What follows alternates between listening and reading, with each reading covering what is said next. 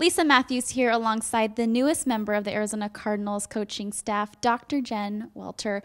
First of all, congratulations. I'm sure it's been a whirlwind for you, but what have the last 24 hours been like? You know, it's been so amazing. I had an opportunity to really meet all the coaches here and the Bidwells, and it's just, they're so welcoming. Like, there's nothing like an Arizona Cardinals welcome. And so just really getting my feet wet and starting to get a feel for it has been amazing. So take me through that process. When did you find out that you would actually be here in Arizona coaching? Coach Arians told me right before I went and coached championship game in my other league. He said, congrats on the championship. You got some work to do. Hope you win it. And by the way, you'll be with us in Arizona. So why don't you go ahead and get that win, and then we'll talk details later. And I was like, that was like a drive-by of good news. I was like, I love this man, kind of, but no, I got to focus. We'll talk about that later. A lot of buzz nationwide, a lot of people supporting you, obviously, for this groundbreaking news and history that you've made as the first woman to be in the NFL. What have fans and friends and people that have been following you, what have their reactions been like with you? I think the coolest thing is when you see something in sports that transcends team loyalties. Like, I've had a lot of people be like, oh, I was a Patriots fan, but now I might have to like the Cardinals. And I was like, yes, come on over. We love you too. And just to me, that sends a message that people like to be inspired, and people like teams that go for it. And Bruce Arians and everyone here at the Cardinals has really embraced that. And I'm so honored to be a part of this culture. Like, it's just fantastic. And he definitely calls this a football move and credits you for your knowledge and IQ as a football coach and player. You were running back, right? Well, I played linebacker and safety my whole career. I was on defense. In the women's leagues, I was on defense the whole career.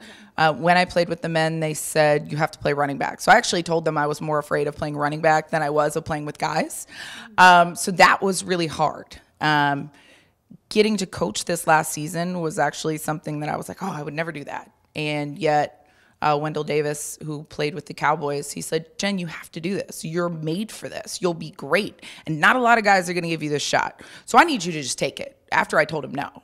And then for Bruce to kind of see that same thing and embrace it, it's really about the football. For me, I've spent my whole life doing this. It's been 15 years that I've been in football. I got my master's in sports psychology and then my doctorate in psychology while playing football. I wrote my dissertation on the NFL's use of the Wonderlic in player selection. I love the game of football, and I've got a lot to learn, but there's not a better place to learn from. So I think that, that difference in perspective and even that struggle in showing what's possible with hard work and dedication, that translates, and that's going to translate to the players. So if it's not a football move, why would you have me here? There's no other reason. Mm-hmm. And Bruce Arians, of course, always says that football is teaching and that coaches are teachers in the long run. So how do you feel that you're able to inspire and teach these players out on the field? I learned last season that when guys want to be great, or when anybody wants to be great, really, if you can help them, they'll listen. And it's not fast for everybody, and it shouldn't be. I'm not going to jump in day one and try and tell somebody who's played in the NFL for several years that I know it better.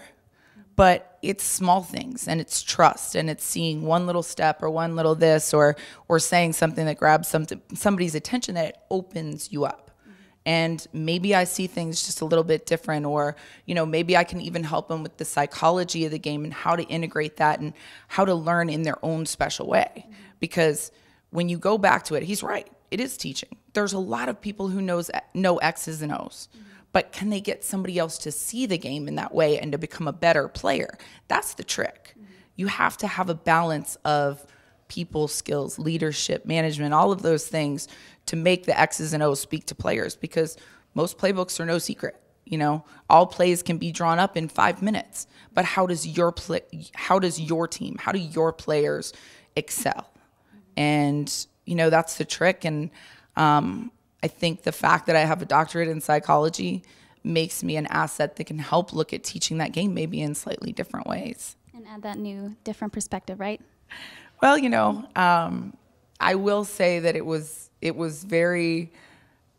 blessing to see this year how guys react to having a female coach when they believe in her. I'm telling you, those guys would play harder than me on some downs than anything else, because, they might have heard the the chatter going in, like, oh yeah, we're going to run all over their defense because they're coached by a girl. And my guys loved that. They would take that up as a challenge, and obviously they did it well. The Texas Revolution went from only winning a couple of games last season to being the championship this season. The X's and O's probably didn't change that much, but the mentality sure did. All right, well, we look forward to having you during training camp and preseason games. Excited for you. A lot of exciting things happening here. Stay with us on azcardinals.com. I'm Lisa Matthews.